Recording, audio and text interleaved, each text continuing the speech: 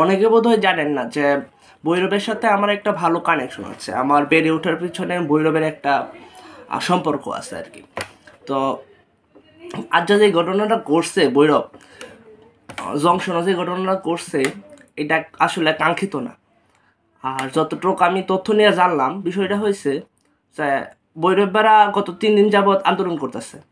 আর আপনারা জানেন যে ভৈরব এমন একটা জায়গা যেন হয়েছে আপনার যদি রাস্তাঘাট বন্ধ করে সিলেটের সাথে টাকার যোগাযোগ বন্ধ, রেলপথ বন্ধ করলে দেখবেন এন্দা হয়েছে আপনার চট্টগ্রামের সাথে বাংলাদেশের ঢাকা শহরের সাথে চট্টগ্রামের যোগাযোগ বন্ধ হয়ে যাব। আর নদী বন্দর সিলেট কি বলে যে ভৈরবের নদী বন্দর হয়েছে ভৈরবের অর্থনীতির অন্যতম শক্ত জায়গা। এখন এই 3টা জায়গায় প্রায় বন্ধ করে ওরা হচ্ছে আন্দোলন করতেছে গত 3 দিন ধরে, কিন্তু কেউ কোনো মাথা কামাইতেছে না আর কি। আজ যে ঘটনাটা ঘটছে ট্রেনও আমি বুঝি না, আপনারা ভৈরবেরা তো আমি আপনার কাছে সভ্য আচরণ আশ্রয় করি না, বাট আপনারা এত বড় গদ্যবের মতো কাম করবেন এটা আমার মাথা ঢুকে না আর কি।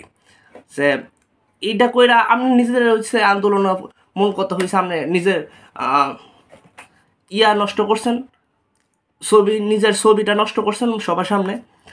আর বড় কথা হয়েছে যদি আল্লাহ না করুক এনে হয়েছে না কিছু, যদি একটা কিছু ঘটতো এই দায়টা আসলে কেনা নিত, যদি কেউ মানুষ মারা যেত যাইতো। আর যেই কথাটা শুনছি আপনারা উপকূল এক্সপ্রেসটা বন্ধ করছেন ভালো কথা, কিন্তু এখন হচ্ছে আপনার স্টেশন মানুষটা আপনারা বন্ধ করার পরে হ্যাঁ অনলাইনে ক্লিয়ারেন্স কেমনে দেখে, এই জিনিসটা এক কথা। আর আপনারা কী করেন?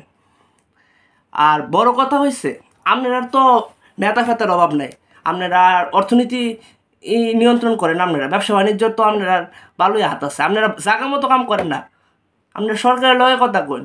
আপনারা আমলার অভাব আছে, আপনারা হেরার লগে হেরারে কামড়া লাগাইন, কী করতেছেন? আপনারা লবিং করেন, রাস্তার টাইমে কী করবেন? আপনারা রাস্তার নাম অত মানুষটা রাস্তার নাম লাগায়, আপনারা 50, 100, 500 জন রাস্তার নামলেই তো এই রাস্তা আর চলে না। আপনারা এত হাজার মানুষ সময় আন্দোলন করেন, আপনারা কাম জায়গা মতো কাম করেন। আর আপনারা এই দাবি কি আজ কতদিন ধরে তো আপনারা এই দাবি করতেছেন, অন পর্যন্ত আপনারা পারেন না। আপনারা এখন নামছেন যে ক্যাসাল হয়েছে, এই ক্যাসাল বন্ধ করেন, বালা করে দাবি করেন, বালা করে বালা জায়গা তার দিন। আর জেলা চাই, ভৈরব জেলা চাই।